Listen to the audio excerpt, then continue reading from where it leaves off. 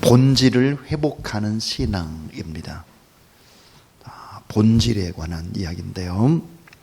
본질을 회복하는 신앙, 그런 제목으로 하나님의 말씀을 나누겠습니다. 저와 아주 가까이 지내는 친구가 책을 하나 냈는데 그 책에 보면 이런 내용이 나오고 있습니다. 목사님, 드릴 말씀이 있습니다. 하루는 새벽 기도를 마치고 나오는데 어느 집사님이 다가왔다. 네, 집사님 무슨 말씀이신데요? 말씀하시죠. 도대체 이 새벽에 무슨 말을 할까 해서 귀를 쫑긋했다. 목사님, 주기도문 틀리는 거 아시죠? 이게 무슨 말씀이세요? 주기도문이 틀리다니요. 뜻이 하늘에서 이루어진 것 같이 땅에서도 이루어지이다. 근데 목사님은 땅에서 도에 도를 하지 않습니다. 아무리 생각해봐도 빼먹을 것 같지 않은데 그 집사님이 듣기에는 안 하는 것처럼 들린 모양이다. 아무튼 죄송하다 하며 다음부터 주의하겠다고 했다.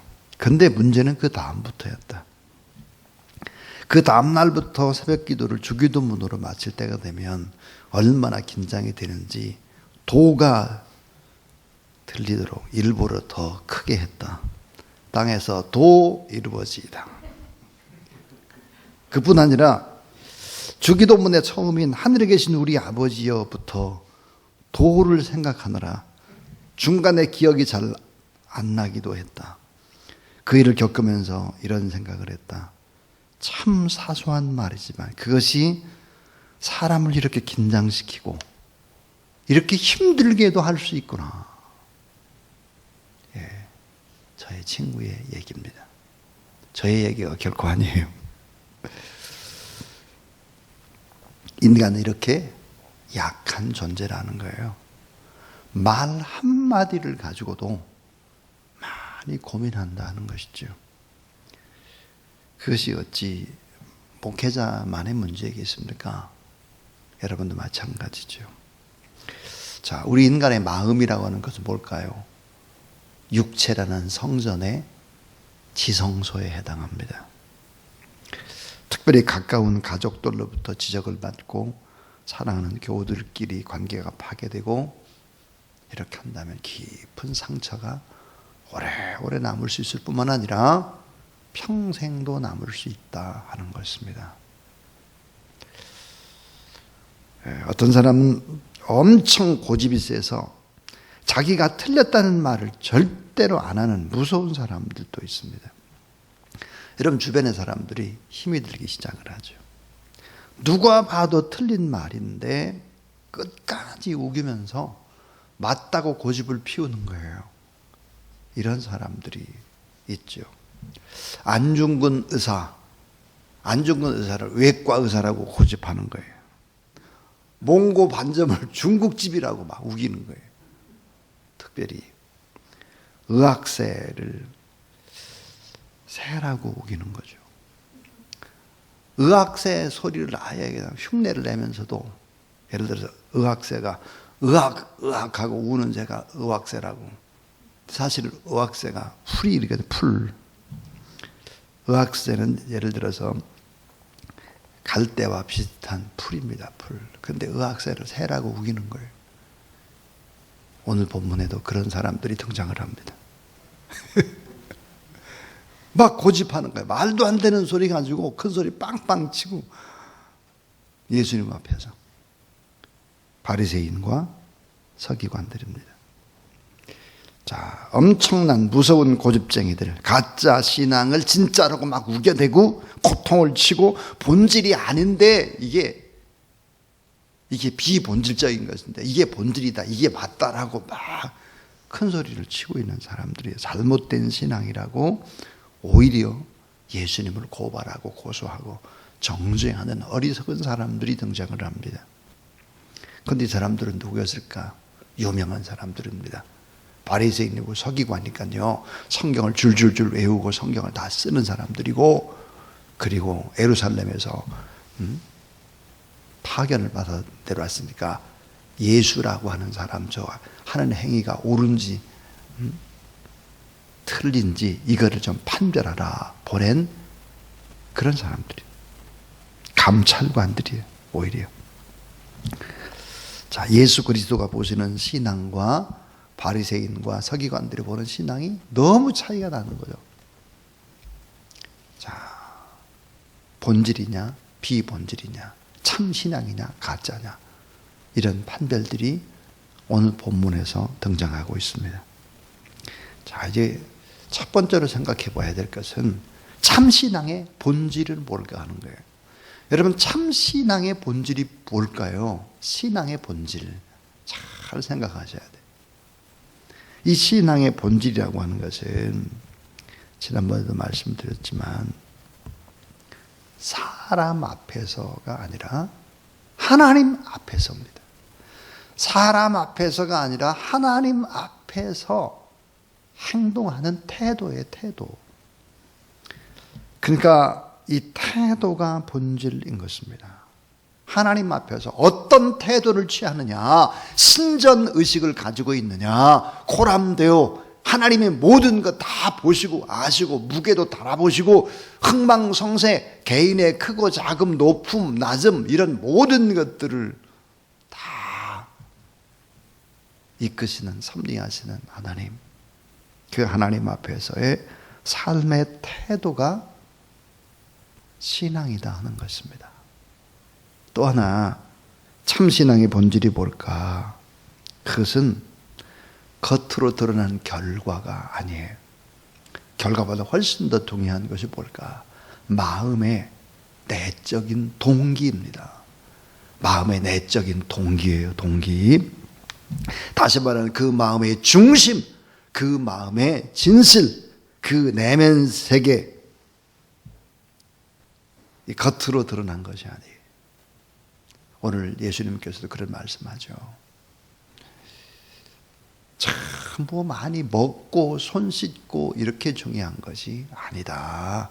그런 것은 다 비본질이다. 입으로 나오는 것이 뭐냐 이거예요. 입으로 나오는 것이, 마음에서 우러러서 나오는 것이 뭐냐 이거예요. 그러니까 마음의 동기가 본질이다 하는 거예요.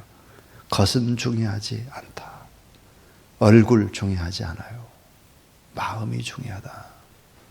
돈을 얼마나 벌고 막 그런 거 중요한 거 아니다.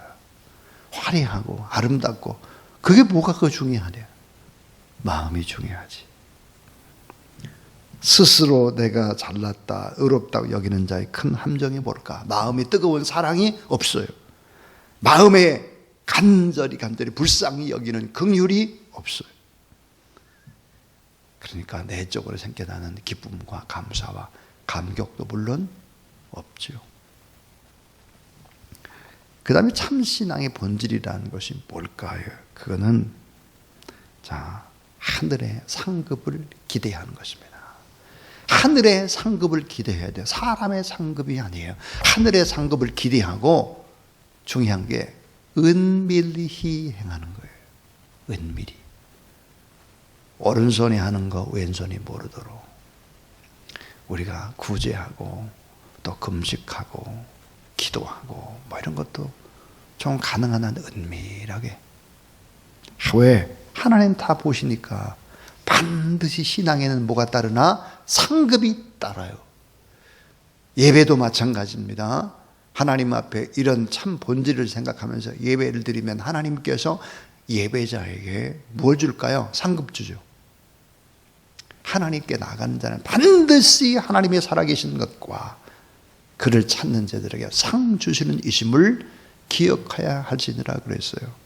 이 새벽에도 여러분 교회에 나오지 않고 예배 드리지 않고 잠 쿨쿨 자는 사람하고 예배당에 나와서 말씀을 받고 기도하는 사람하고 상급을 누가 줄 것 같아? 누구에게? 예배 드리는 사람에게 주는 거죠. 이 참 신앙은 자, 살아계신 하나님 앞의 삶의 태도다. 겉으로 드러난 것보다는 훨씬 더 중요한 것이 마음이다, 마음. 예. 결과보다는 왜 이 일을 내가 해야 하느냐, 그런 것들을. 그런 하늘의 상급을 기대하면서 은밀히 행하라. 하나님이 다 보시니까 이게 참 신앙의 본질인데, 그럼 이제 두 번째로 생각해 볼 것이 뭘까? 본질을 잃어버린 신앙의 특징입니다. 본질을 잃어버린 신앙. 어제 제가 그런 얘기했어요. 신앙인의 불신앙 그랬어요. 하나님을 믿는다고 하는데도 이 불신앙이야. 본질을 잃어버린 신앙의 특징이 뭘까? 바로 이런 것입니다. 예수님은 지금까지 마태복음 8장에서부터 쭉 첫 번째 하셨던 일이 뭘까? 문둥병자를 고치는 거죠. 자, 병들어 죽어가고 있는 많은 사람을 고쳐줍니다. 배고픈 사람들을 돕습니다. 구제를 합니다. 불쌍히 여기는 마음, 자비와 사랑과 긍휼을 막 베풀고 오병이어로 수천 명을 먹이고도 또 파도와 폭풍을 잔잔케 하고, 그리고 천국 복음을 증거합니다.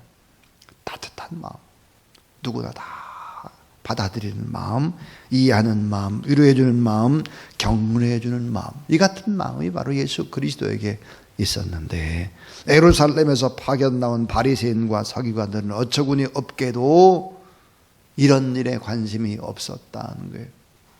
못 먹고 병들고 아프고 외롭고 소외되고 이런 사람들의 관심이 없었고, 어처구니 없게도 오늘 본문에 보니까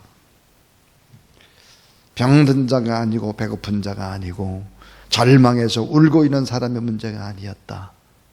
본질을 망각한 전통과 관례대로 손을 씻느냐 씻지 않느냐의 문제예요. 아니, 손 씻고 손 안 씻고가 뭘 그렇게 중요해? 전통을 어겼다라고 하는 거예요. 참 지엽적인 문제죠. 본질이 아니에요. 지엽적인 문제. 예수 그리스도가 옳으냐 그르냐의 감별을 위해서 파견 나온 이들은 잘못된 신앙을 가지고 있었습니다. 손 씻냐 안 씻냐, 지금 그게 중에 사람이 죽는데 못 먹어가지고 다 병들고 있는데, 그래서 본질을 잃어버린 신앙의 특징이 뭘까? 이런 거예요. 자, 형식과 외식주의입니다. 형식과 외식주의다. 앞에 더 붙이면 껍데기를 붙잡는 거예요. 진실을 붙잡는 것이 아니라 껍데기를 붙잡는 형식과 외식주의다. 본질에 관심이 없어요. 껍데기에 치중하는 거예요. 겉에 치중하는 거예요. 겉. 자, 본질. 알맹이는 잃어버리고 과거의 전통, 우리 교회의 관례가 이렇고 우리 교회는 이런 관습을 따라서 이런 유전과 본질을 붙잡지 못하는 거죠. 그러니까 그 뭘까요? 자, 여러분 중요한 게 제도예요. 제도, 형식, 외식, 그 다음에 어떤 법에만 관심을 가지는 것이죠. 참 본질을 잃어버리고,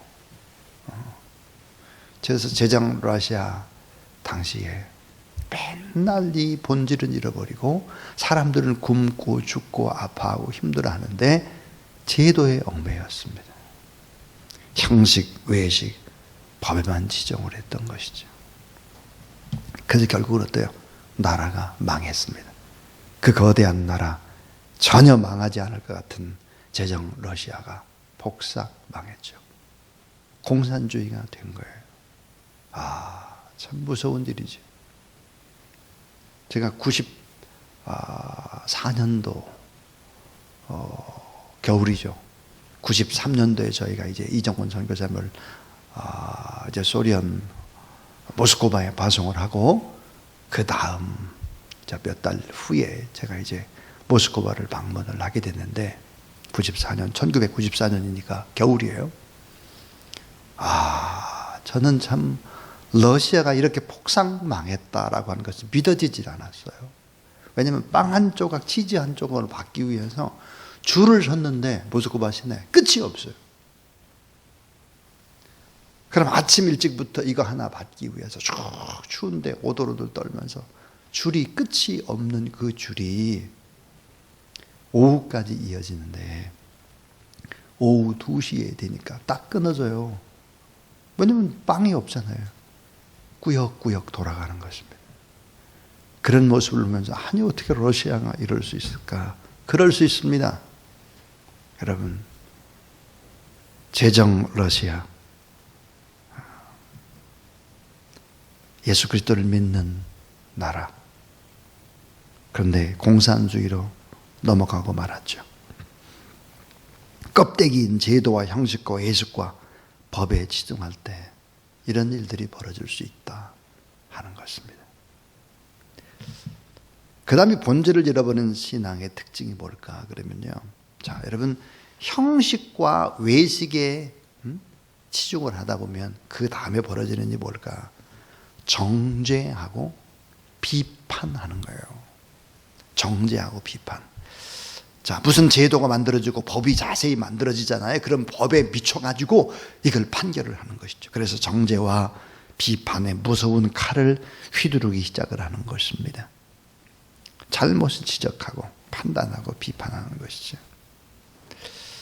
결국은 무섭게 법을 가지고 싸우기 시작을 하는 것이죠. 비난을 하는 것입니다. 결국은 제도라고 하는 것이 뭘까요? 유전과 전통의 산물이 바로 제도이기 때문에 이 제도가 쫙 갖춰져 있다고 그래가지고 좋은 것이 결코 아닙니다. 그것을 악용할 소지들이 너무 많기 때문이죠. 그럼 정죄하고 비판하기 때문에 그 다음에 따라오는 것이 뭘까요? 그것은 바로 공동체를 분리시키는 파벌주의가 분리돼요. 쫙쫙쫙 나눠져요. 참 이상하지 않습니까, 여러분? 왜 그렇게 쫙쫙쫙쫙쫙 교파들이 분열할까? 결코 분열을 하면 안 되는 거잖아요. 분열을 해요. 그래서 정통이 있고 보수가 있고 복음도 막 순복음이 있고 나눠지기 시작하죠. 예수님 당시에도 짝짝짝 갈라져 있었습니다. 그래서 마태복음 23장에 보면 외식하는 신앙인이여 화 있을진저, 이게 7번이 나옵니다. 외식했다는 거죠. 오늘 마태복음 15장 7절부터 8절 쭉 보면 입술로는 나를 존경하되 마음은 내게서 멀어졌다, 이렇게 얘기를 하고 있습니다. 신앙의 두 얼굴이죠. 탐욕, 방탕, 회칠한 무덤, 그러면서 겉은 경건한, 이렇게 되고 잘못을 막 지적하고 그리고 분리를 거듭하게 되고. 그래서 오늘 본문에 보면 고르반에 관한 얘기가 나옵니다. 고르반. 이 고르반이 뭘까? 하나님께 드리기 위해서 거룩하게 구별하여 따로 떼어놓은 헌물입니다. 하나님 앞에 이거는 드리기 위해서 따로 떼어놓는 거예요. 이 고르반인데, 다시 말하면 하나님께 드려지면 사람에게 사용할 수가 없어요. 부모 공경을 회피하면서 이거는 고르반이다, 이건 하나님 앞에 거룩하게 드려지기 위해서 따로 떼는 거니까 부모에게 이건 줄 수 없다, 베풀 수 없다, 효도할 수 없다. 결국은 이렇게 바뀌어져 갔다라고 하는 것이죠. 부모 공경을 게을리하는 무서운 타락으로 이어지게 됐다 하는 거죠. 그러면 이게 여러분 잘 생각해 보세요. 껍데기를 붙잡는 형식과 외식주의예요. 이건 무서운 정죄와 비판주의예요. 공동체를 분열시키는 파벌주의예요. 그 다음 어떻게 될까요? 이건 바로 집단 이기주의가 되는 것입니다. 집단 이기주의 참 무섭죠. 예. 그렇게 돼서는 안 되는데 결국은 어때요? 바리새인이나 서기관이나 사두개인이나 이런 사람들이 정치와 야합을 하면서 바로 집단 이기주의가 되면서 예수 그리스도를 고발하고 십자가에 못 박혀 죽게 하는 일을 하게 되는 것입니다. 그래서 마지막 이제 세 번째 이야기가 뭘까 그러면은 이 비본질의 함정에서 벗어나는 법이 뭘까 하는 거예요. 자, 비본질의 함정에서 우리가 벗어나야 되거든요. 참 신앙인이 되어야 되거든요. 그래서 본질을 추구해야 돼요. 그러기 위해서 우리가 꼭 늘 생각해야 되는 것이 있다 하는 것입니다. 그게 뭘까요? 그 하나가 바로 긍휼의 마음을 회복하는 것입니다. 긍휼의 마음을 회복하는 거예요. 긍휼. 저는 주사랑교회를 이렇게 세우는데 애썼던 사람들, 선교하는데 모든 것들을 바쳤던 사람들, 이런 사람들을 기억합니다. 저는 그들을 위해 평생 기도하고 있습니다. 그런 사람들은 어떤 사람들일까? 이런 분들이에요. 내가 치아가 너무너무 안 좋아가지고 아파요.